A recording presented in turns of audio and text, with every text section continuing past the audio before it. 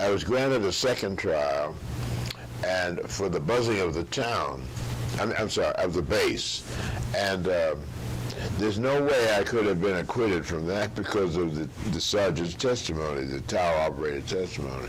But I was granted a second general court-martial trial. All the members of the members of the first trial all knew me. 4 of my squadron mates who had come back as instructors were on that court, and there were 5 white officers. But they were officers assigned to base, so they all knew me. The second trial, however, were total strangers, never seen me before and so forth. And the trial was held in the city of Charleston somewhere. Well, hearing the same testimony and all, I was convicted a second time. But instead of being sentenced to be dismissed from the service with a dishonorable discharge, I was sentenced to be fined $110 a month for 3 months, confined to the base, so it means I couldn't leave the base for 3 months, and suspended from promotion consideration for a year. As it turned out, it was 7 years before I promoted to captain, but I was just delighted still to be on active duty long enough to remain and retire as a lieutenant colonel after 21 years. And I never really thought about it until very recently, that how unique I must be. I don't believe there's anybody else in the history of the armed forces of the United States who's had 2 general court-martials, convicted in both of them, and still was able to retire as a lieutenant colonel. I don't think so. And very seriously, I have to admit, I've often wondered if I'd had a clean record without those 2 general court-martials, what my career would have been like. I'm sure I would have at least made colonel, because a full colonel, because I could have been promoted to colonel after having been promoted to lieutenant colonel in my last year of active duty. It would have been my last year of active duty in 1961, except that in 61, the Berlin Wall went up. President Kennedy froze all departures from the armed services. No retirement, no end of enlistment. Nobody goes anywhere. And so I was forced to stay for an additional year until the freeze thawed and people could leave. Well, by that time, my last assignment, would have been my last assignment, was as an ROTC instructor at Howard University in Washington, D.C. And when my retirement was frozen, by that time, my replacement had already been programmed to come from France to Howard and become the PAS, the Professor of Air Science, and I would have been retired. But that was stopped. So now that this man, he had reported to duty, so we overlapped for about 4 months, and then I was transferred to Air Defense Command base in Fort Lee, Virginia, okay? While I was at Fort Lee, I left Howard as a major, and when I reported to Fort Lee from headquarters, Air Force, I was promoted to lieutenant colonel. Okay, so now that I can retire, there's no freeze on to retirement, I was asked by my major command, which was Air University, based in Maxwell Field, Montgomery, Alabama. A letter was sent to me asking, well, do you still want to retire? And I said, you bet your life, because Vietnam was building up, and I'd already been in World War II in Korea. So I said, yeah, I think I'll retire. They said, would you consider the strong possibility that if you withdraw your request for retirement, that you probably made the full colonel's list in about 3 years? And I said, thank you very much. Bye. And I might have survived a combat tour in Vietnam, but then again, I might have been shot down and spent 7 years in Hotel Hilton, whatever. So I retired, and I'd had 21 years, and I just consider myself very lucky to have achieved that rank with honor, because I was retired with an honorable discharge. And as I say, I really never thought about it, that I've had 2 general corpsmen. People say, what? Some people, when they read my book, read chapter 1 and say, well, how come you were dismissed? Because now, if you look at chapter 2, there's a picture from a newspaper article which indicates that I've been dismissed from the service. And people look at that and say, now wait a minute, I don't understand it. And I have to explain as I did to you. You know, how long were you on or involved in combat actions in Italy? For about 5 months, is that correct? But up until the end of the war, until... So did you go back to Italy? No, I did not go back. I stayed in the States and as an instructor. Okay. And of the 8 of us that had come back, 5 the first month in October and another 3 in November, of those total 8, 4 of us got married as soon as we got back. I married my nurse as soon as, in fact, when my airplane coming back from combat landed in Miami, I called her at Tuskegee, and she said, where are you? Sounds so clear. I said, in Miami. Oh, she was so excited. Are you coming by to get me? I said, no, what I'm going to do for her is to report to to Mitchell Field, New York, and get my orders, and then you come up to my folks' home in the Bronx. You just wire me as to when you're arriving. And so in about a day or so later, here comes this telegram, meet me at Pennsylvania Station such and such time. And I met her and so forth. Well, the other 3 guys who got married, all of them decided to stay home with their brand new brides. A couple of guys went back immediately with the fighter group, with Colonel Davis and Lieutenant Rayford and Lieutenant Purnell.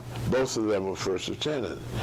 And Colonel Davis, the commander of our former commander of the 99th and now the commander of 332nd at Selfridge Field, he spoke to each of us individually. When he spoke to me, he said, glad to see you, Dryden. How's the squadron doing? I've been reading about it, etc.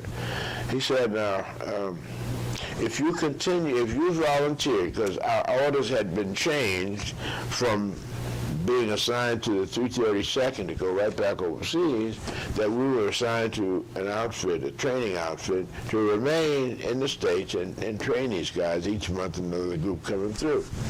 He said, now, your orders have been changed, and the only way I can get you to go back with me is if you volunteer. And he made this promise, I understand from the other guys, the same promise he made to me. He said, if you continue to perform where you did when I was your commander overseas, there's a very good chance that within a year you'll be a squadron commander as a major. We were first lieutenants at the time. I said, Colonel Davis, what a dilemma. He said, I always admired this man. Long before I went to Tuskegee, I read about this black man who was a graduate of West Point. And to me, anybody who graduated from West Point of whatever color was almost one step below God. And if a black man did it, he was a half a step below God. And so he was my hero from years before when I was a kid. And for him to make an offer to me, and he wanted me to go back with him, it was if my wife wasn't such a cute lady and such an adorable person, I would have gone back overseas with him. I don't know what my fate have been, but anyway, I chose to stay in the States, and the other guys who got married chose to stay in the States. A couple of guys who stayed in the States, after about 6 months at Walterboro, South Carolina, they decided to go back overseas with the 99. And when the war ended in Europe, the guys who were overseas were coming back to the States to staff a brand new composite outfit, partly bomber pilots, partly fighter pilots, and then go fight the Japanese. And before they could be deployed overseas, the Japanese surrendered. And when I make presentations, I add a little footnote that the history books will tell you the Japanese surrendered because of 2 A-bombs on Hiroshima and 3 days later on Nagasaki. Oh, I like to think the Japanese surrendered. They heard the black pilots were coming. That always gets a reaction from the audience. But that's what happened. Now, that outfit was named the 477th Bomber Group, medium bomber group. It was supposed to fly B-25s, the kind of airplane that Jimmy Doolittle flew off of Cary and bombed Tokyo within 3 months after Pearl Harbor, just to let the Japanese know, we're going to bloody your nose. You may think you may have knocked us out, but you won't get yours. That kind of airplane. Well,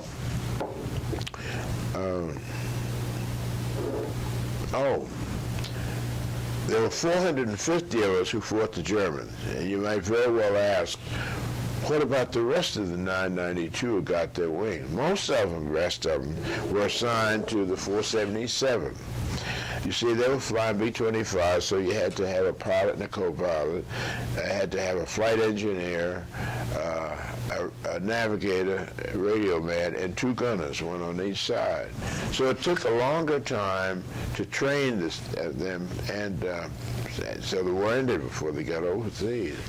Well, in the course of their training, they were at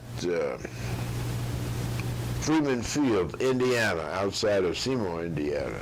And they had to go through the same nonsense we did at Walterboro. They were told, they decided, as we did at Selfridge Field, that they wanted to use the officers' club, so they tried to use it.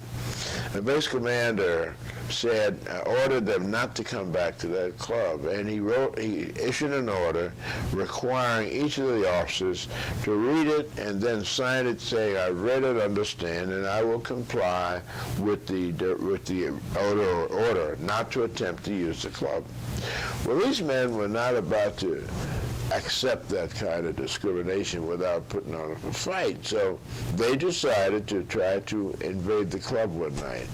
The officer of the day, who's in charge of the base when the base commander's away at night, he ordered them not to come in, and some of them jostled their way past him and into the club. And so they were required to sign this order saying they will comply. 104 of them refused to sign it. Now, as I said earlier, if you refuse a direct order in peacetime, you're flirting with a long jail term. You do it in wartime, it's treason. You could be shot to death. These men knew that. So they put not only their career but their lives on the line during wartime, but in this country. That took all kinds of courage, and they were given serious letters of reprimand, which remained in their records all until 1995, when we had a annual convention here in Atlanta. And one man had got out of service, and he was court-martialed for what he was accused of having jostled the officer as he was going into the club, which was like an assault on his person. So he was court-martialed, and that stayed on his record. And the other 103 men, had these letters of reprimand on their record for all these years. Until 1995, we had the convention here in Atlanta. And I'm very proud to say that a protege of mine who had been a student in ROTC when I was teaching there at the end of the 50s, the Honorable Rodney Coleman, who in 95 was Assistant Secretary of the Air Force for maintenance and installation or something. He used his good officers to have this whole thing expunged from the record of all of these men. It was such an emotional thing. There wasn't a dry eye in the place. Everybody was whooping and hollering and so forth. Roger Terry, who was our national president at the time, and he's the guy who had been court-martialed, had left the service, became a lawyer, he got a law degree, but he could not pass the bar. He could not practice law for all of those 50 years. And his record was cleared up. So I mention that because these were some Tuskegee Airmen who didn't get overseas during World War II, but they fought the battle right here in this country, and they need to be saluted, as they are nowadays. They're referred to as the famous 104. I wasn't in that. I was at Walterboro, South Carolina. But that's part of the story. Now, why, after you had gone through 2 court-martials, you had... Michael Emerson. Yeah, you had gone through those 2 court-martials, you suffered from all this, not allowing you to use the Officers Club. What made you want to stay in the Army Air Corps after all that? That's a good question. It relates to the basic question we all face. Well, why did you want to fight for a country that treats you and your people the way it does? Well, and also another question is, how do you account for having an unmatched record that you did? You never lost a bomber. The significance of that, of course, is the fact that when you lost a B-17 or a B-24, which is what we were escorting, you lost 10 American lives. And I've had it said to me a number of times, most dramatically perhaps last year this time in El Paso, Texas, at Fort Bliss, where I had a book signing in the PX. While I was sitting at the desk, this guy came, he was a white guy, and he came up, he had an Air Force cap on, he looked as old as I did. And he asked me, were you in that outfit? And I said, yes, I was. The guy started crying. The tears were coming out of his eyes. And he related to me how on a mission to Vienna, his airplane had been shot up. They were straggling. They couldn't keep up with the formation. And the pilot of the airplane was calling, Mayday, SOS, help, we need help. And an outfit of Red Tails, Tuskegee Airmen, in the area, 2 of them came over and sat in on each side of him and escorted him all the way back home safely. And he went on to say, if it hadn't been for you guys, I wouldn't be sitting here. He said, because we'd have been shot down for sure. And as a result of you having gotten us home safely, I've had children and grandchildren. And if it hadn't been for you, or rather, my family owes you men our past, our present, and our future. But I started to cry. But I'm an emotional person that way. But anyway, it gives you pause to wonder, and I've been asked, and my buddies have been asking their experiences talking to audiences, well, why is it that you continued to persevere the way you did? And I would say a couple of reasons. One is, our commanding officer, West Point graduate, now 4-star general, President Clinton pinned his 4-star on him in 1998 at the White House. He said to the group that we there said, if you lose a bomber, don't come home. Now, that's as though your parents said to you when you were in school, if you get anything less than an A on any subject, you don't live here anymore, just don't bother to come home. That's what he told us, in effect. We don't know what he would have done if we'd lost one, because he never lost one. That's one thing. But more importantly is that we knew we dared not fail. If we failed, those who opposed us, and that included from the very top of the Air Force, General Henry Hap Arnold and all the ranking officers, people in Congress, and so forth, who felt that we could not fly. And if we failed, we would provide them with the quote-unquote proof that they needed to be able to see. We told you they couldn't fail. We asked you harassed us until we finally agreed to train some of your young men. We asked you to send us the best you had.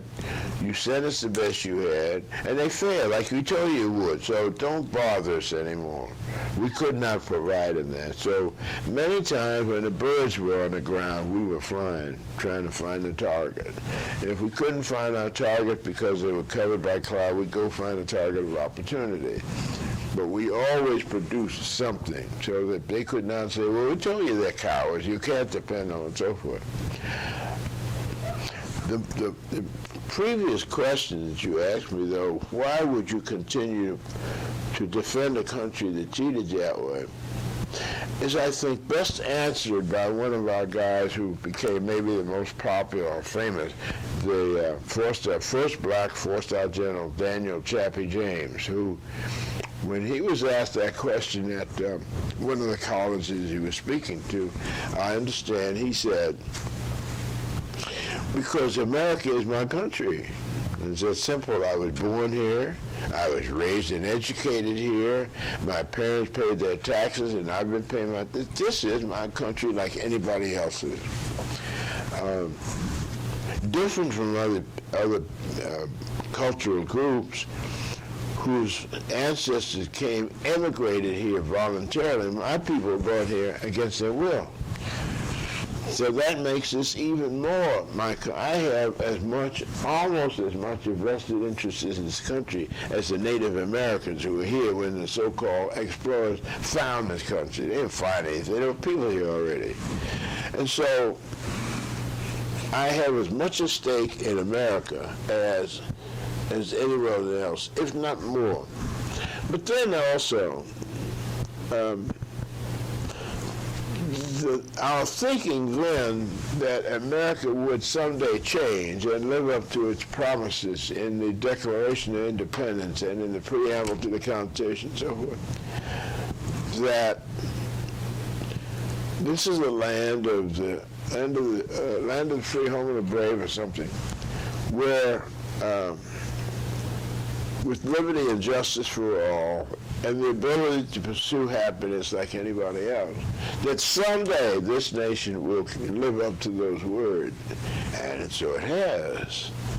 After our unmatched record, President Truman, with his no-nonsense attitude, said, this is nonsense.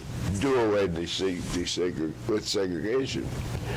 Moreover, that led to the civil rights movement. We had led to court cases that did away with segregation in public transportation, in education, and so on and so forth. So America is still coming. It's not there yet. Your minority group, women, has yet to be freed from the nonsense that you get paid less money than he is for the same work. That ain't right. And so, those are the reasons why I, for one, persist in believing in America.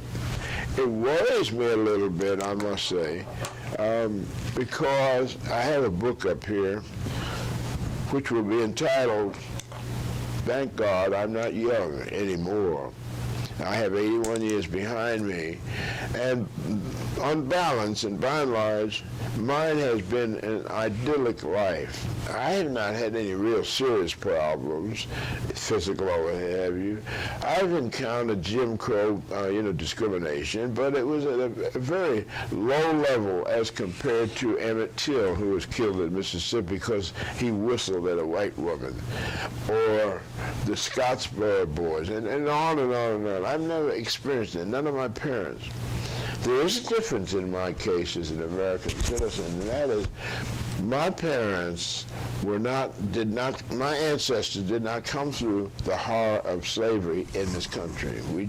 My parents did not go through that. They were raised in Jamaica, which had its own form of slavery until the British eliminated slavery in 1832. So my forebears didn't go through the horror of the Mississippis and the Georgias and the Louisianas and so forth. So it's a different perspective. But I can very much empathize with my colleagues who did come through, whose ancestors came through the slave trade and all that sort of thing. Nevertheless, all of us agree that this is our country, and we owe it allegiance.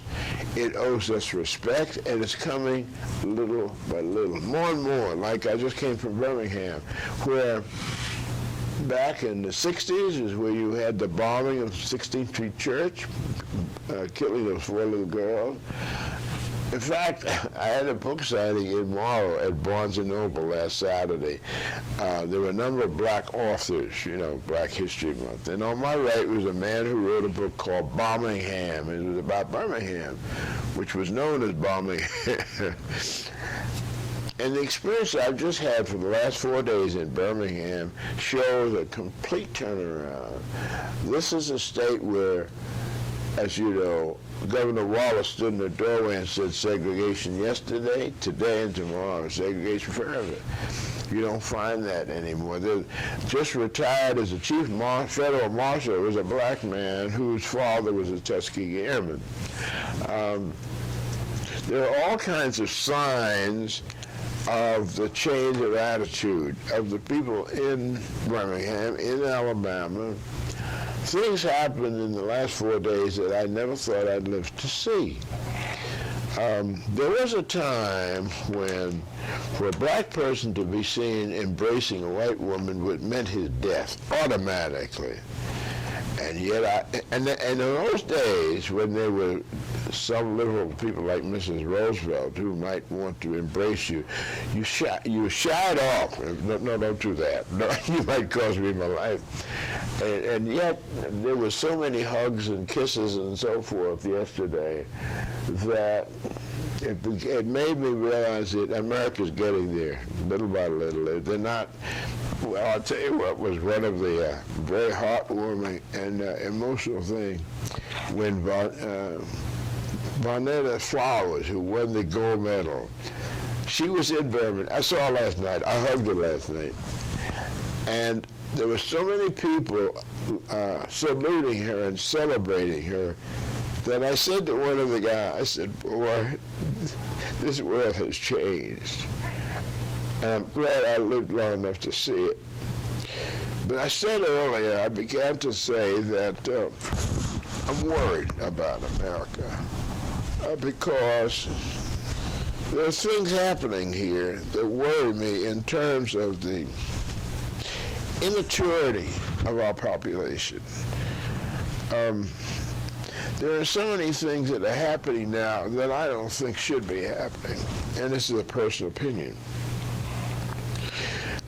Right now, there's a trial taking place involving Yvonne Yates, the woman who drowned 5 children. I used to think Susan Smith was bad enough in South Carolina with 2, but this woman's drowned 5. We had the case about 3 years ago in Conyers where this young man, because his girlfriend broke up with him, went on a shooting spree.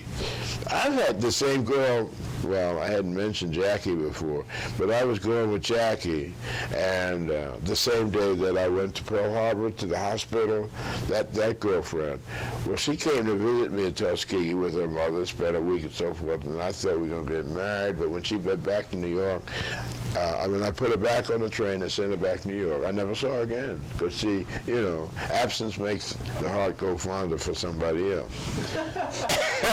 And so that affair broke up.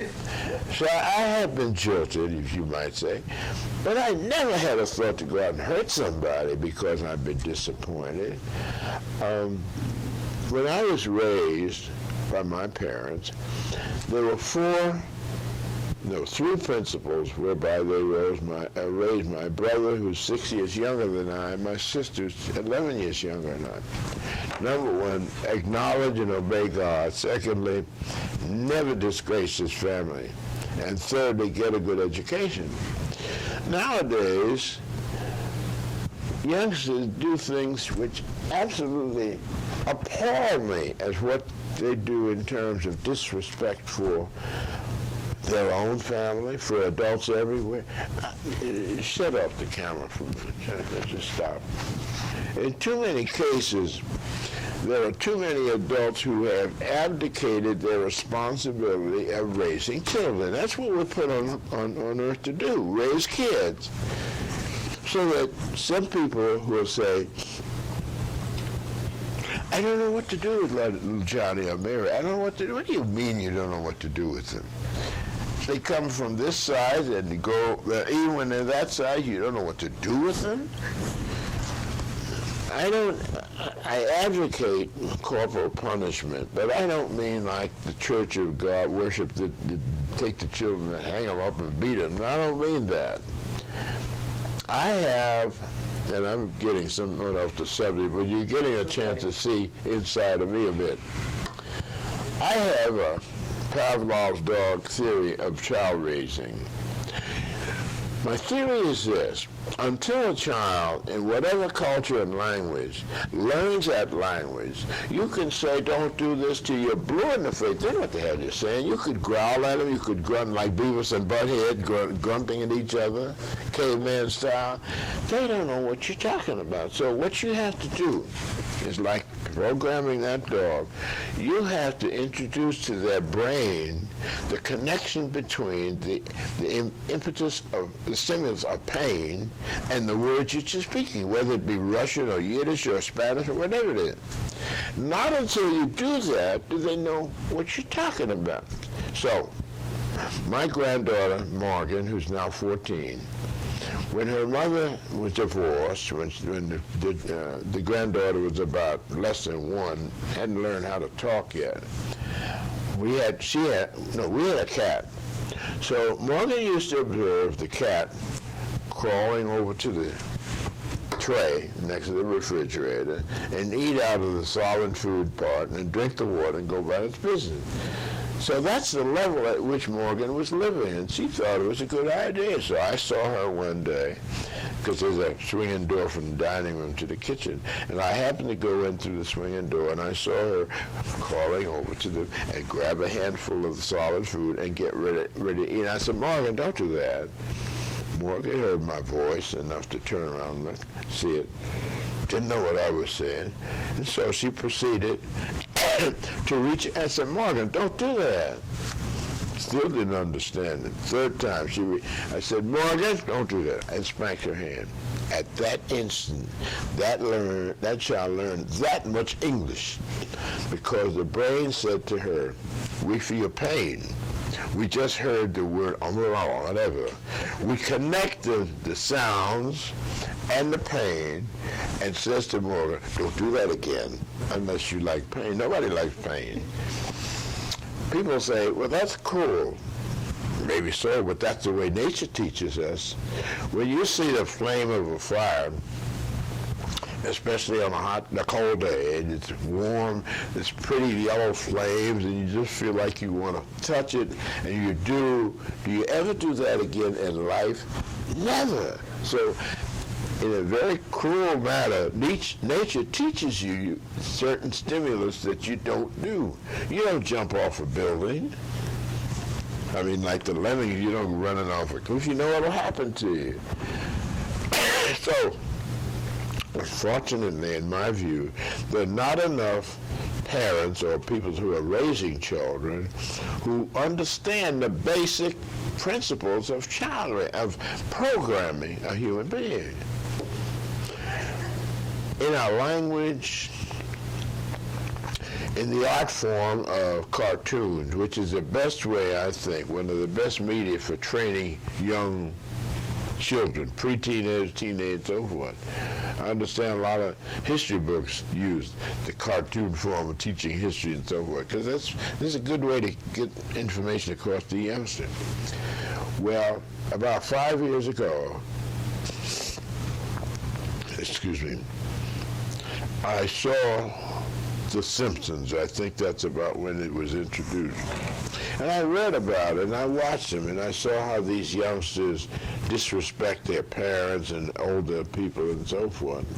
And I was appalled because it would never occur to me when I was a youngster to talk back to, or, an adult. In fact, now, I'm very normal, so that there are times when my father ticked me off and times when I hated his guts. But I learned early on that I would go to another room out of earshot and I'd call him every name in the book. He never heard it. And that saved my bacon. Okay. Well, it's a simple thing like that. You just behave yourself according to what you know the consequences will be if you don't. Okay, so here's The Simpsons 5 years ago became and still is a very popular cartoon show, with the kids still being very disrespectful. That wasn't the end of the line. The next one was Beavis and Butthead. These two characters who, like cavemen, oftentimes communicate by grunts and growls and groans. And I thought, my God, are we going back to the caves? Very popular show. The worst is South Park. Oh. About 2 years ago, I learned about South Park, or maybe it's 3 years ago. I was reading the review of the upcoming offerings on TV for the fall season. It described that of all the new offerings, the most popular among kids was South Park. It described the characters being very profane and so forth. The most popular character was the most profane, Mr. Hanky, described as an excrement. I couldn't believe what I was reading. So I decided to check it out, so I would not be going on hearsay. So I watched it from about October. Mr. Hanky didn't appear until about a week before Christmas. Sure enough, Mr. Hanky was a turd who had on a Santa Claus cap, and he was taking a bath in a cup of coffee, which was an infant on a baby's chair, swallowed. I said, my God, where are we going? Where are we going? Where's it going to end? We must be like Rome and Greece and Egypt and Britain and Germany and so forth, going down the drain rapidly. In everything I see this terrible sign of decadence, pure decadence. And I'm not a holier than thou. I've had my moments. I've had things that I'm going to have to answer for in a few years when I come before the bar of justice. But I tell you one thing, I am glad I am not in Susan Smith's shoes or Andrea Yates' shoes, because he or she, whomever the divine power happens to be, is going to say, I gave you 5 beautiful children. What did you do with them? Where are they? What'd you do with them? Of course, he knows what she did. I don't think the plea of insanity is going to work in that court up there. I don't think so. Although she may get off on that plea in man's court. I'm very disturbed about the way things are going, and this next book of mine, which I told you the title, Thank God I'm Not Yet Anymore, initially was going to have 3 parts. The good, the bad, and the ugly. The good would cover my 80 years behind me that I've lived through and describe the very good things I have experienced. Many of them involving people I never met, but with whom I shared the air of this planet, the environment, the social environment of this planet in my lifetime. And they've enriched my life, made it very worthwhile. The bad will cover things like I described in terms of our social environment, the abdication of responsibilities by adults, the actual returning our civilization to the time of the dinosaurs and then beyond. The ugly is all of the heinous acts that we have observed that are going on and getting worse. One of the things that I'm going to harp on is whatever became of the adage that there's no greater love than a mother's love for her child. Whatever became of sportsmanship And in that one, I'm going to cover things like, about 5 years ago, Sandy Alomar, the shortstop with Cleveland, I think, spat in the face of an umpire. How disgusting. You know, when I was growing up in New York, if you spat on the street, you got a ticket, you know, to spit in somebody's face. That's not bad. That's not the worst. Playing a basketball game, Dennis Rodman going for the ball, fell into the crowd and knocked over a photographer whom he kicked while he was down.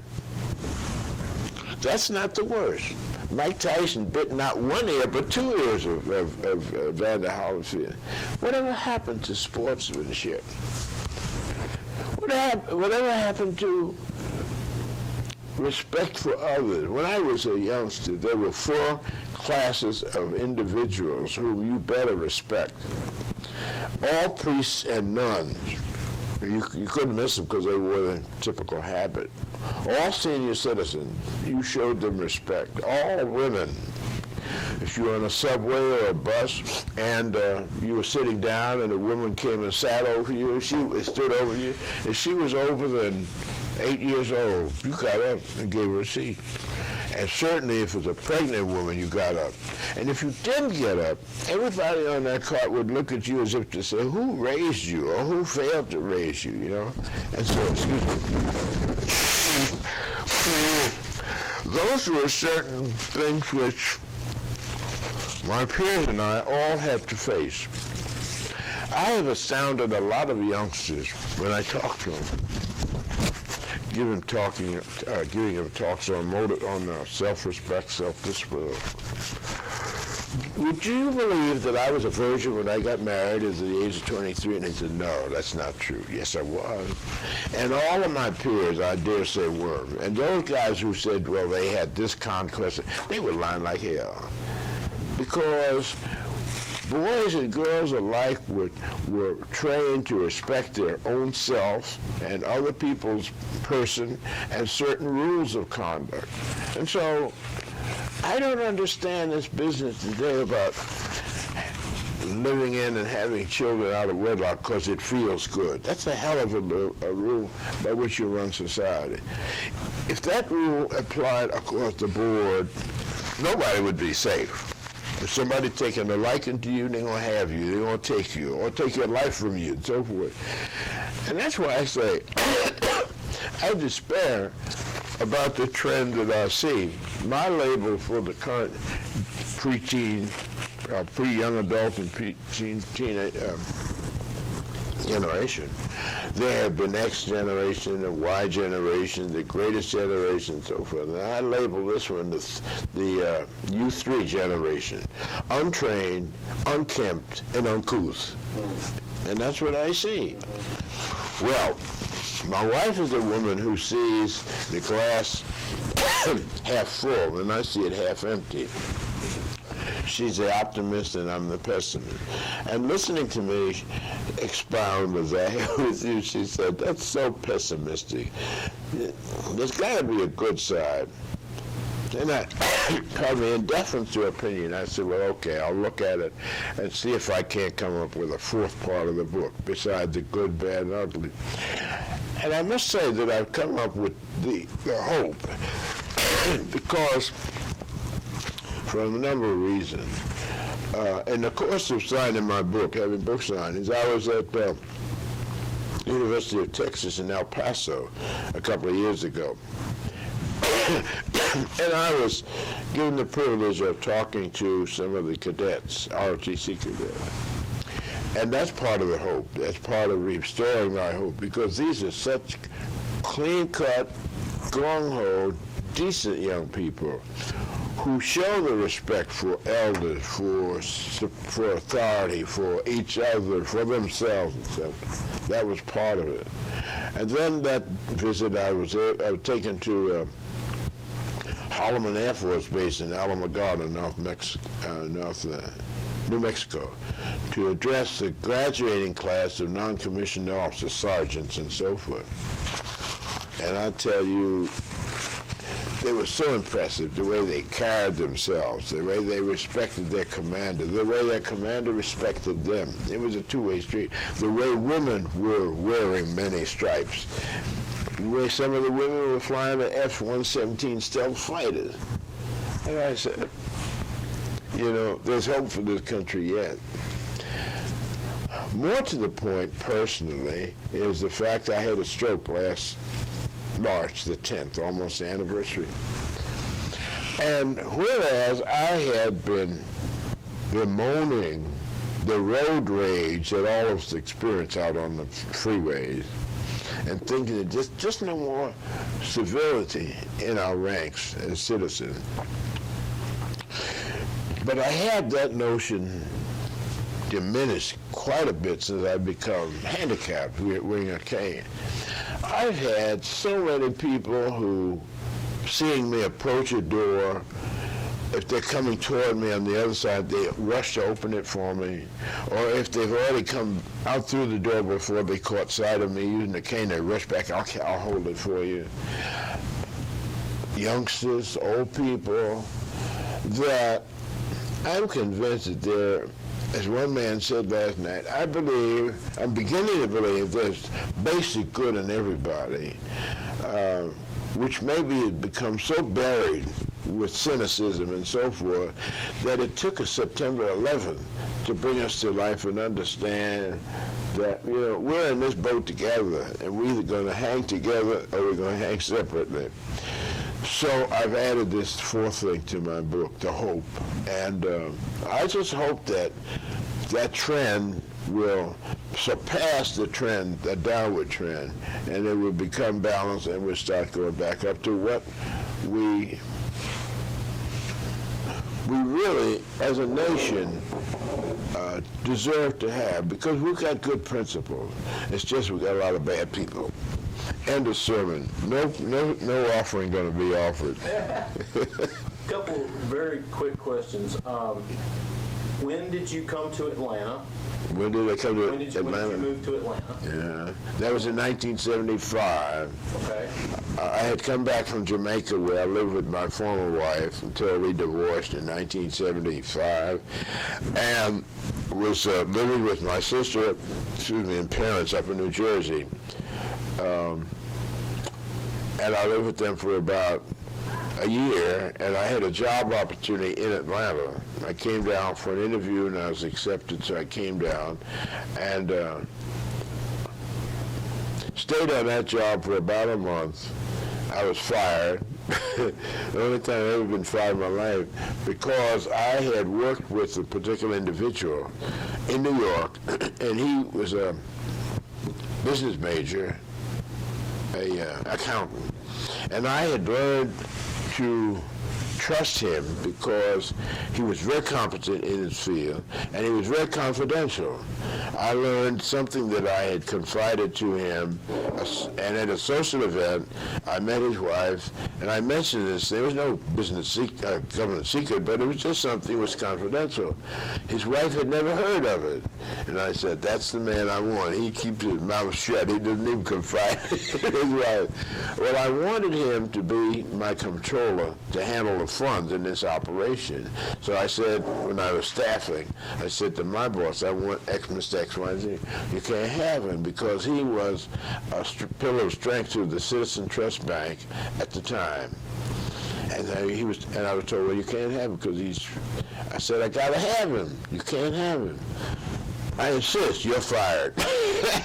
Well, that very weekend, a friend of mine who worked at Lockheed was trying to transfer from personnel, we now call it whatever, to marketing. And his boss had told him in personnel, if you find your own replacement, I'll release you to marketing. And that's the weekend we met each other. He's a Tuskegee Airman formerly. So that morning, after I'd been fired, he took me to Lockheed. His boss said, okay, I'll take Mr. Dryden. And Don went over to marketing. Everybody was happy. I worked for Lockheed for 13 years, retired in 1989. So that's the story of how I came to Atlanta. And tell us a little briefly what you did during Korea. What's that? What you did in Korea, in the Korean War. What did I do there? Yes. I flew with an outfit called the Mosquitoes. When I first learned that I was going to be assigned to Mosquitoes, I thought we were going to be flying the British de Havilland Mosquito, which is a heck of an airplane for World War II, but that's not it. What we were tactical air controllers from the air, flying a trainer, a T-6 trainer, two seats, one behind the other. No guns, just smoke pots.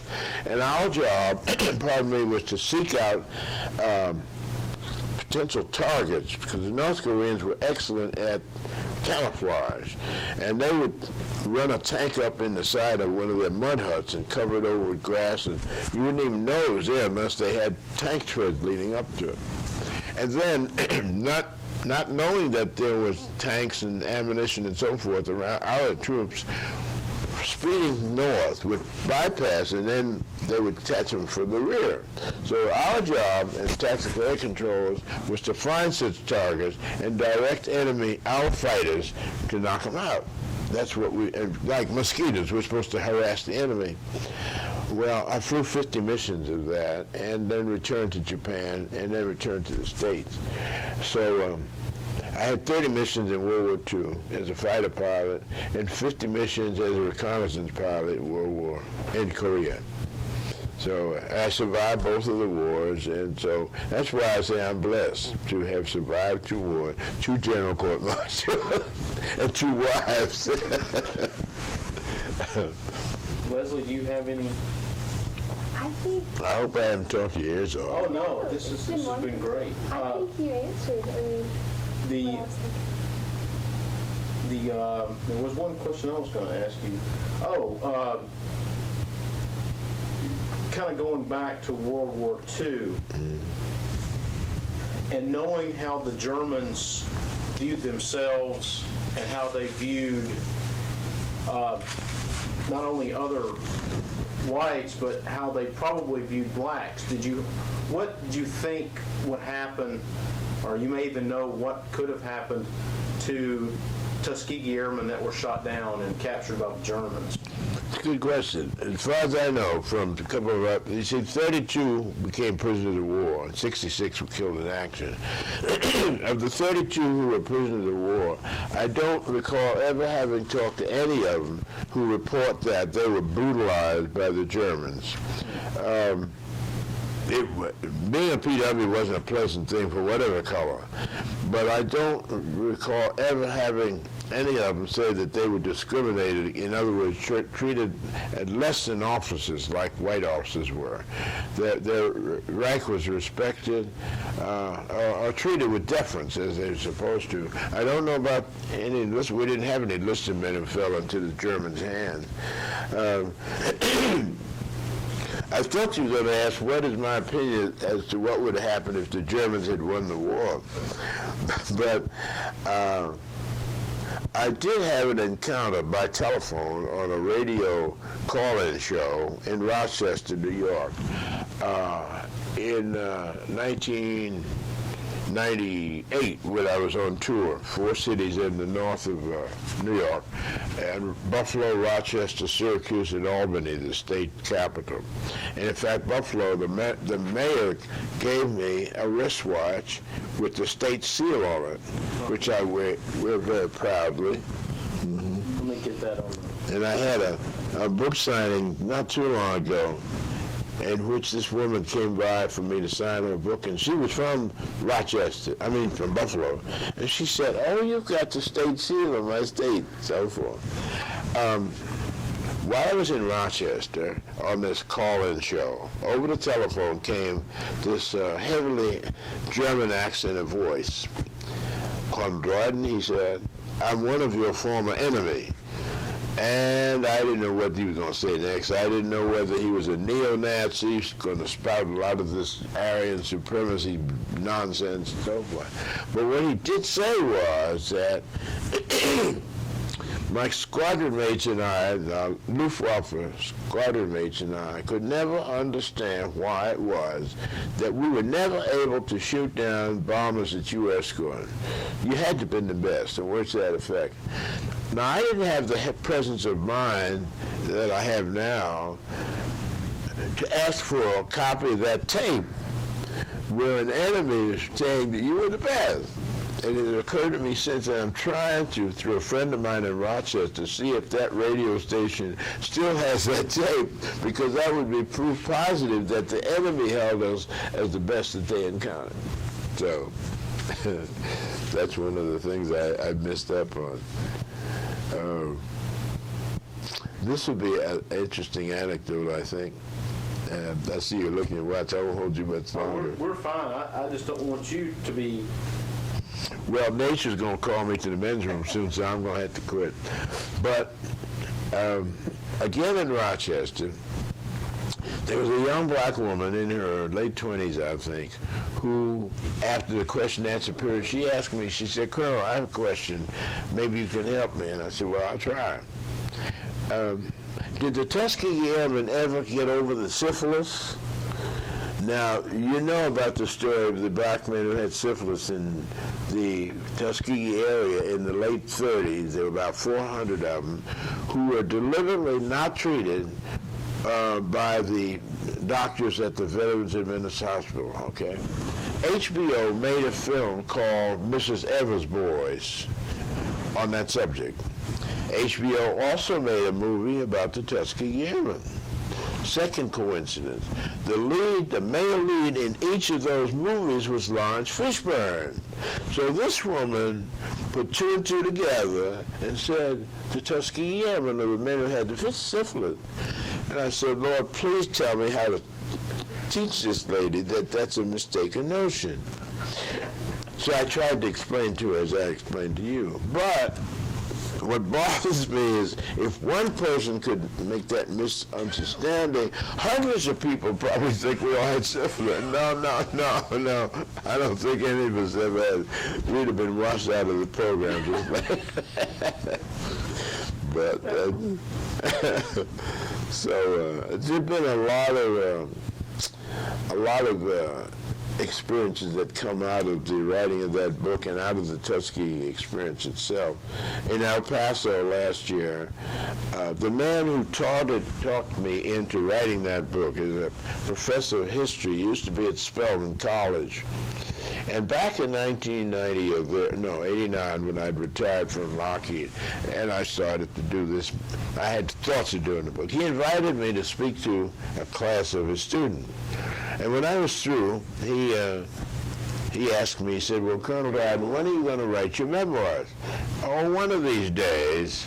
I was about 70 at the time. He said, "Well, let me tell you that tomorrow is not promised to anyone, so you better get started." Okay. He went on, he made me an offer I couldn't refuse. He said, to go from my house to my office at Spelman, I had to pass your house in between. My wife is on the staff, administrative staff at Spelman. My little boy Cranston goes to an elementary school right in the neighborhood. So what we will do is we'll come by your house and pick you up, take you to the campus. You can use my office with all the history reference books. And do you know how to use a computer? I said, "No." He said, "That's no excuse. I'll teach you," which he did. And so after about a week or two of transcribing from some handwritten chapters I'd written, about 3 of them over a period of time, transcribing into the computer, as you all know, it became fascinating how you could move a whole chapter from one part of the book to another and so forth. Such that he would take me to work at his office, 8 o'clock in the morning. 5 o'clock, he'd pick up his family, go home, leave me at the office. About 11 o'clock at midnight, I'd call my wife and say, "Come get me." She'd come get me. And 8 o'clock the next morning, I'm right back there. And that's how it went. And for a year and a half, I finally got it finished. I sent query letters with sample chapters to 30 some-odd publishers. I just knew that this was the great American not novel, but anyway, non-fiction type of book. Not a nibble, except from the University of Alabama Press. The director seemed interested, and he said, when you finish your manuscript for the whole book, send it to me, we'll see what happens. Well, to make a long story short, his review committee reviewed it, decided to publish it. They sent it to 2 readers in turn who sent me their comments as suggested changes or amendments and so forth. The director said to me, now, Dryden, when you get their comments, remember, valid as some of their comments may be, it's your book. Don't let them change your voice, your theme, and so forth. So I followed the advice. Finally, it was sent to a copy editor, which put it into its final form, and there you see the result. It's in its 5th printing. It's over 10,000 copies have been sold. And that copy I had to deliver to a lady at where I get my clothes cleaning. And because she said, I want a copy of your book. Okay, I'll bring it to you. Excuse me.